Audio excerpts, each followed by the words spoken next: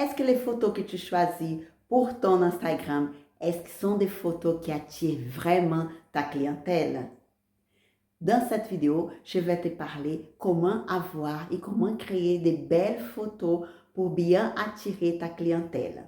Je m'appelle Danielle Perrier, je suis trainer des Ziato Academy et designer des sourcils et j'ai fait cette chaîne. Ma chaîne, elle est dédiée à tous les professionnels qui font du maquillage permanent et du microblading. Vous êtes mon invité à regarder cette vidéo et apprendre avec moi comment avoir un Instagram qui attire la clientèle. On regarde déjà mes photos sur mon feed. Regardez les photos. Quand on fait une photo, il faut vraiment mettre en évidence ton travail. Il ne faut pas faire une photo très loin, juste pour qu'on voit toutes les choses qui sont autour de ta cliente. Essaye de, ça c'est la première astuce que je te donne.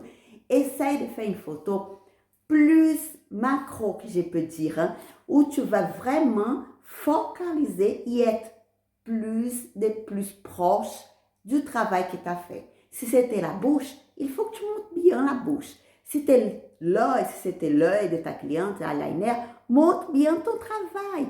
Si c'était les sourcils, montre bien ton travail. Par exemple, dans cette photo, j'utilise cette photo comme exemple. J'étais du côté droit de ma cliente et j'ai fait une photo vraiment très proche de l'œil de ma cliente. Une deuxième astuce que je te donne quand tu fais la photo des sourcils, c'est de toujours incliner légèrement le téléphone vers le front de ta cliente. Comme ça, on aura une photo où on montre bien la forme. Parce que des grandes erreurs que je vois dans les photos sur Instagram, des photos de sourcils, c'est la position, l'angle du téléphone. Non, parfois, il est du bas vers le haut. Quand on fait une photo où mon téléphone il est posé ici, du bas vers le haut, on aura une vision complètement différente de la forme du sourcil. Une deuxième astuce que je te donne, demande toujours ta cliente pour mettre son menton vers son cou. Comme ça, la position de la cliente elle va être déjà avec la bonne forme. Regarde comme c'est différent quand je fais une photo. Comme ça, tu vois bien la forme de mon sourcil et comme ça, là, tu vois même pas la forme de mon sourcil. Comme là, normalement, on fait la photo avec la cliente allongée, alors elle a cette position, la tête vraiment, le menton très en l'air. Alors, demandez toujours à la cliente pour baisser son menton et pour regarder votre téléphone. Je vais prendre le téléphone pour te montrer quelle est la position idéale pour mettre ton téléphone. Là, l'angle idéal. Il faut que tu sois vraiment du côté de ta cliente et tu vas incliner légèrement ton téléphone vers le front de ta cliente, comme je suis en train de faire ici. Et tu vas demander à ta cliente pour regarder l'objectif. D'accord? Ça, c'est la première chose. La deuxième chose, c'est de demander le menton vers le bas. Deuxième chose. Là, pour la photo des sourcils. Et aussi, moi, je vais mettre ici sur les commentaires la marque de mon téléphone.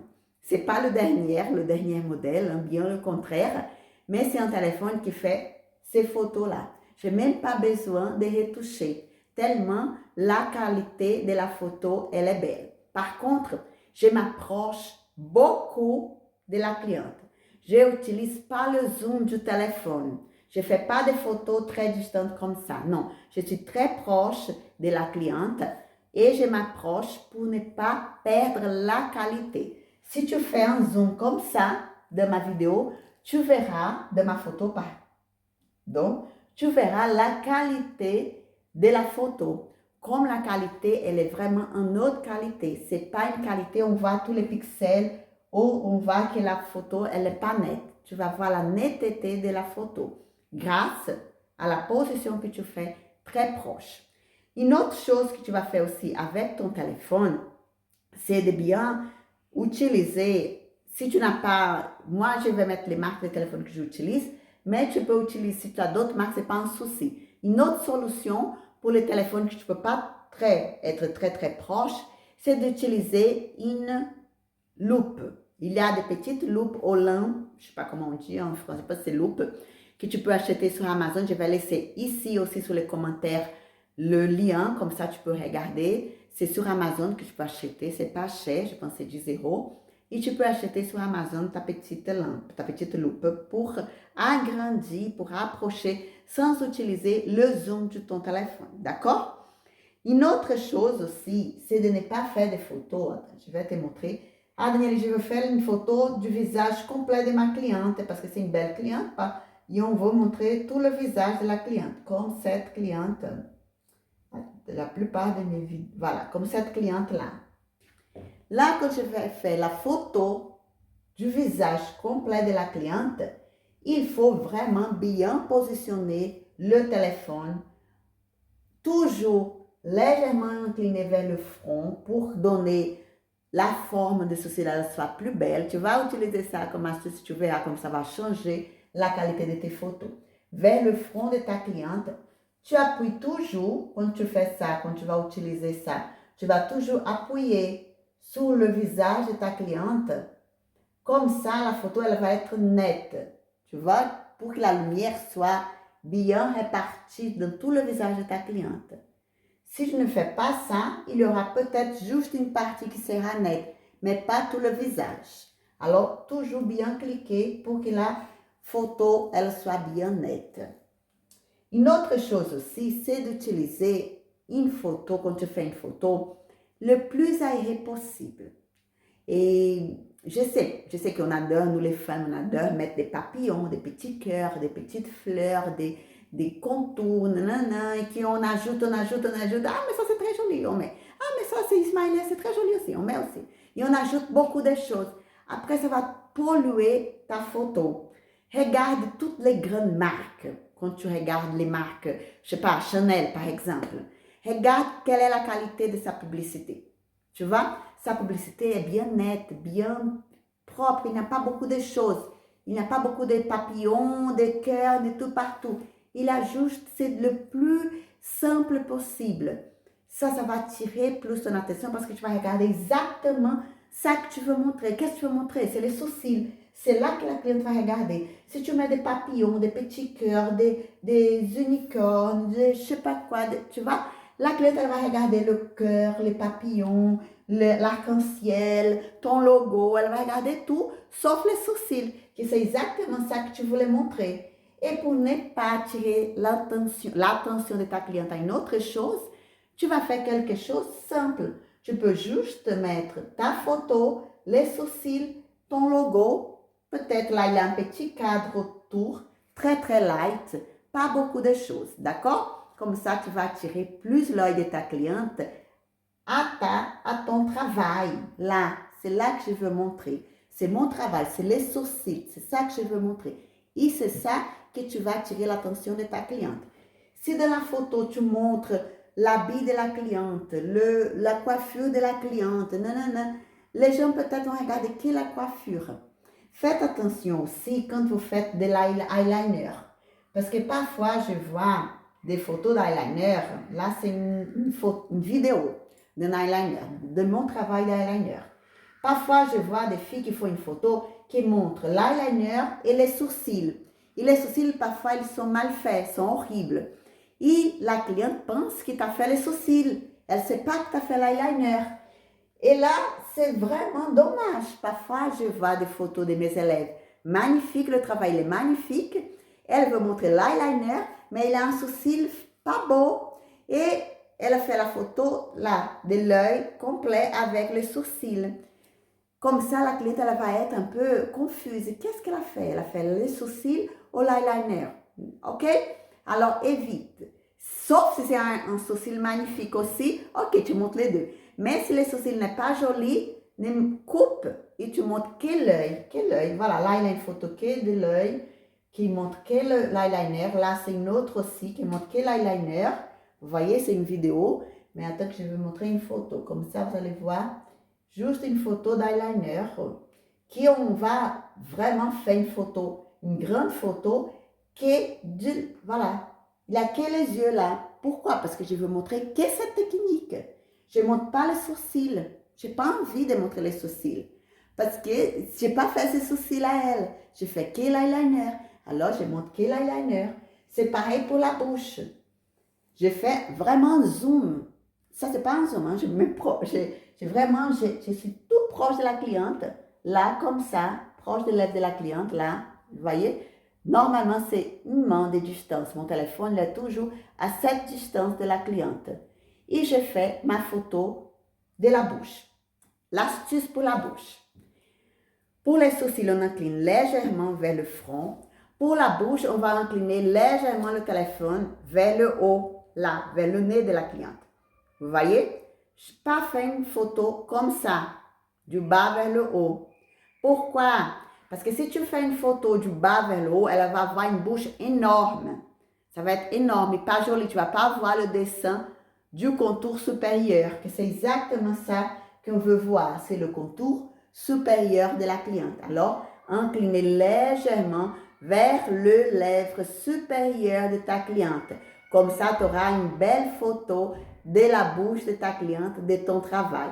Et encore une autre fois, je répète, je montre que la bouche de ma cliente. Je ne vais pas montrer tout le visage de la cliente, sauf si je fais les sourcils, la bouche, l'eyeliner. Là, oui, je montre tout. Bien proche de la cliente, d'accord? La photo bien proche. Une autre chose aussi, c'est pour les yeux. Quel est l'angle idéal pour faire la photo pour les yeux? Pour les yeux, là, c'est déjà, tu peux faire tous les angles. Du bas vers le haut, comme ça, tu montres bien le ras des cils, qu'il est bien noir. Tu peux faire une photo comme ça. Tu peux faire aussi une photo du haut vers le bas, comme celle-ci. C'est très joli aussi. Et tu vas donner une astuce aussi. Là, une astuce pour la photo pour les yeux. Tu vas demander à ta cliente pour regarder le miroir. Et ça fait ce regard. Tu vois? Attends, je vais montrer. Ça fait ce regard quand tu la demandes pour regarder vers le miroir. Le temps qu'elle est en train de regarder vers le miroir, tu es ici du côté de ta cliente, là du côté que tu veux faire la photo, et tu prends ta photo le moment qu'elle est en train de se regarder dans le miroir. Et tu vas voir une jolie photo. Après, il y a aussi les vidéos, les astuces pour les vidéos. Pour les sourcils, tu peux demander à la cliente pour positionner sa main légèrement ici pour tirer les sourcils vers le haut. Pour l'eyeliner, il faut juste demander à la cliente pour vraiment fermer et faire le clignotant des yeux très, très doucement. Pour la bouche, là, tu peux t'amuser. Hein? Pour la bouche, tu peux demander tu peux le donner voilà, comme je donnais là, un petit bonbon. Ou sinon, tu peux la demander pour souffler. Fait comme ça on va bien les coins des lèvres, parce que c'est exactement là qu'on regarde si une technique est bien faite ou non. C'est quand les coins des lèvres ils sont bien remplis, bien jolis, bien nets. Et voilà, pour les sourcils, toujours demander à la cliente pour te regarder. C'est ça. Aujourd'hui, je voulais te montrer un peu quelles sont les photos qui attirent plus l'attention de ta clientèle. Il y a aussi, je montre aussi les photos de la prestation cicatrisée. Ça, c'est une vidéo, mais il faut aussi montrer ton travail cicatrisé. Comme ça, la cliente, elle va savoir, parce que ça, c'est la question de beaucoup de clientes. Comment il va être après? Parce que le jour J, il est magnifique, mais comment il sera après la cicatrisation? Je peux aussi montrer, chaque fois que la cliente vient pour la retouche, fais une photo de ton travail cicatrisé. Ça, c'est vraiment un grand argument de vente. Tu peux bien vendre quand la cliente elle voit le résultat cicatrisé. Parce que c'est ça qu'on veut tout savoir, comment il sera après. D'accord? Une autre chose que tu vas pouvoir voir aussi, c'est par rapport aux montages. Aujourd'hui, on ne va pas parler de montage, mais si tu veux, tu peux regarder sur ma chaîne YouTube. Il y a plusieurs vidéos qui j'explique les montages. Par contre, je vais te donner ces cadeaux. Je vais te laisser ici toutes les applications que j'utilise pour faire les montages que tu as vus sur ma page Instagram. Si tu n'es pas encore abonné à ma chaîne YouTube, je t'invite à t'abonner. Comme ça, tu peux être toujours averti de toutes les nouvelles vidéos. Si tu n'es pas abonné à ma page Instagram, il y a le lien de ma page Instagram ici sous les commentaires tout en bas. Tu peux aussi t'abonner à ma page, ça va être un grand plaisir. Si tu as des questions, il faut juste me poser les questions ici sous les commentaires. J'aurai un grand plaisir de te répondre. Et j'espère à très bientôt.